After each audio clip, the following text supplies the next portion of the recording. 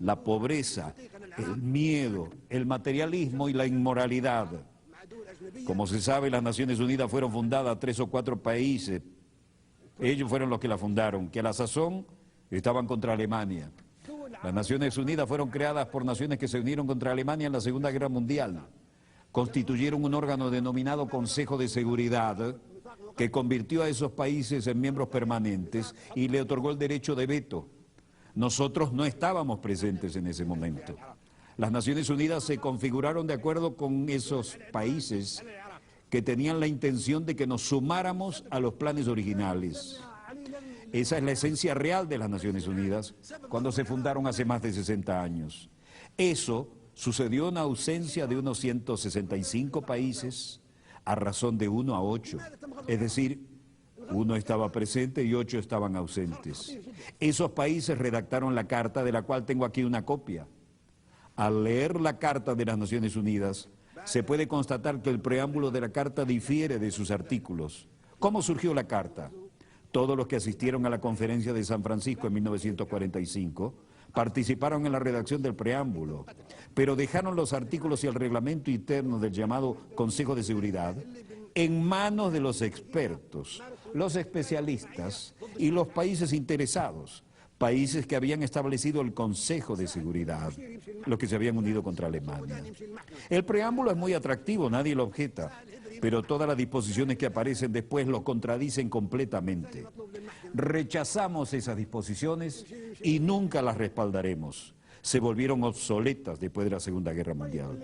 En el preámbulo, por ejemplo, se afirma que todas las naciones, pequeñas o grandes, son iguales. ¿Somos iguales en lo que respecta a los pueblos y en los puestos permanentes del Consejo de Seguridad? No, no lo somos. En el preámbulo se afirma por escrito que todas las naciones son iguales, sean pequeñas o grandes. ¿Tenemos nosotros derecho de veto? ¿Somos iguales? No.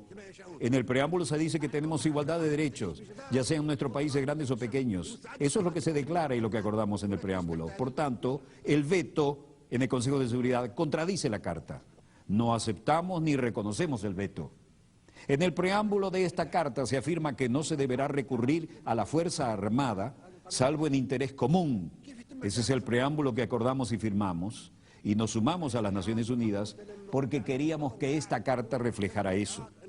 Se indica que solo se recurrirá a la Fuerza Armada en interés común de todas las naciones. Pero ¿qué ha sucedido desde entonces? Han estallado 65 guerras desde la creación de las Naciones Unidas y desde la creación del Consejo de Seguridad.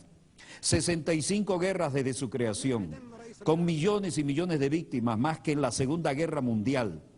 ¿Acaso en esas guerras, así como la agresión y la fuerza se utilizaron en esas 65 guerras, responden al interés común de todos nosotros representados aquí? No.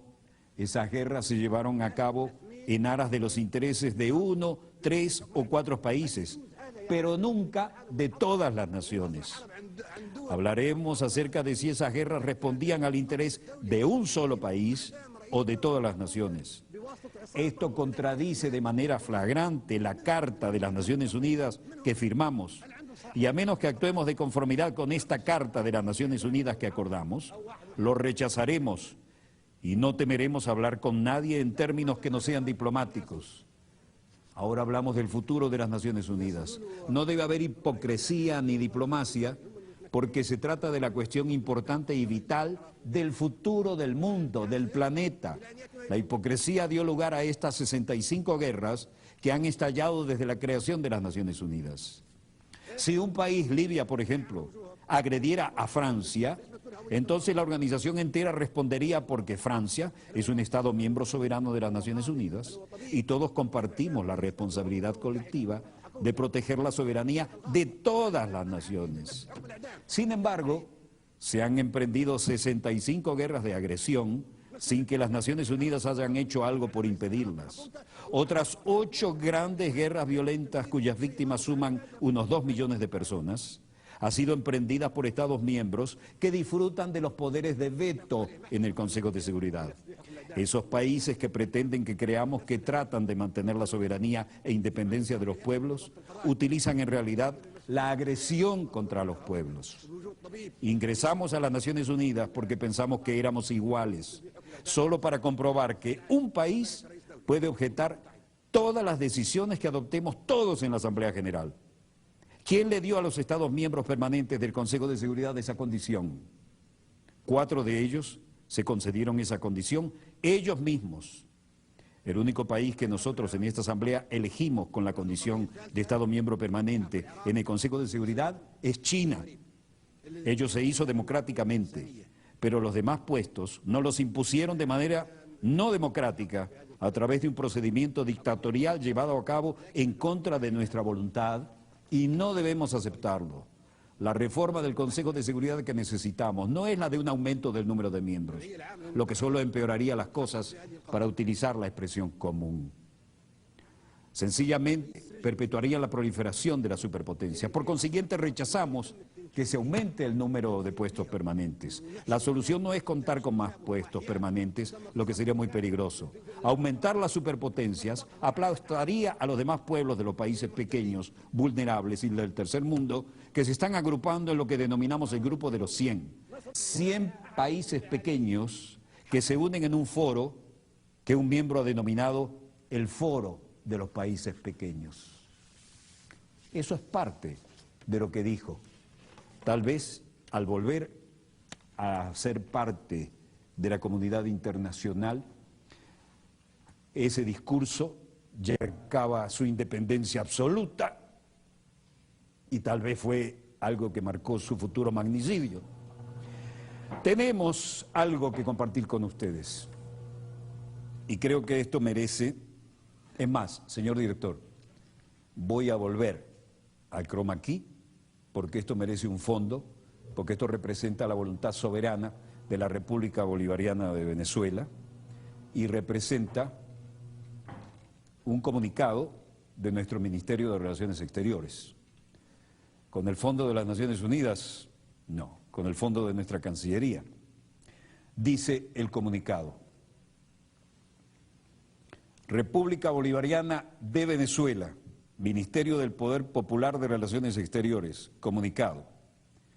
El gobierno de la República Bolivariana de Venezuela condena de la manera más enérgica la política de barbarie conducida por la OTAN y sus aliados en Libia, que ha asumido a esa hermana nación en la guerra y ha subvertido por la fuerza el orden institucional de ese país. Esta es nuestra legendaria Casa Amarilla, la sede histórica, no la moderna, pero la histórica de nuestro Ministerio de Relaciones Exteriores. Dice el comunicado: el crimen cometido el día 20 de octubre de 2011 contra el líder libio Muammar al-Gaddafi es emblemático de los crímenes perpetrados contra el pueblo libio por las potencias colonialistas a lo largo de los últimos meses y demuestra que en esa nación africana se ha conducido una política violenta de cambio de régimen en violación de los más básicos principios del derecho internacional. La agresión militar unilateral e ilegal de la Organización del Tratado del Atlántico Norte contra un país que no efectuó acto de guerra alguno siembra un triste precedente que podrá ser utilizado a conveniencia del imperio contra cualquier nación del sur que se imponga en el camino de su política de dominación. Venezuela ratifica su compromiso irrenunciable con la paz y reitera su repudio a la cultura de la muerte impuesta por las élites occidentales que hoy incendian el mundo con el fin de acaparar las riquezas y los recursos soberanos de los pueblos. Caracas, 21 de octubre del 2011. República Bolivariana de Venezuela, Ministerio del Poder Popular para las Relaciones Exteriores. Nos sentimos orgullosos de haber podido leer este comunicado que marca la política vertical de la República Bolivariana de Venezuela ante estos acontecimientos que conmueven de la manera más cruel la información internacional en nuestra querida, contaminada y única nave espacial. Agradecemos la confianza de la Cancillería para enviarnos esto, que ahora es posición oficial de nuestro país y que realmente nos llena de orgullo. Estamos indignados con lo que hemos visto. Me imagino que ustedes, donde quiera que se encuentren de ese lado del receptor, lo mismo, Hemos recibido llamadas de todo el planeta y agradecemos mucho las que han llegado de Europa, donde nos dicen que se enteran de lo que ocurre en Europa por nosotros. La hermana Telesur y Venezolana de Televisión estará siempre dispuesta a cumplir con esta labor. Volveremos el lunes, Dios mediante, cuando nuestra querida, contaminada y única nave espacial haya dado 3 vueltas sobre su eje imaginario y estemos aquí para contarles la pequeña gran historia de las próximas 72 horas. Shabbat Shalom, Assalamu Alaikum, Pax Bovis. Disponga usted de las cámaras, señor director.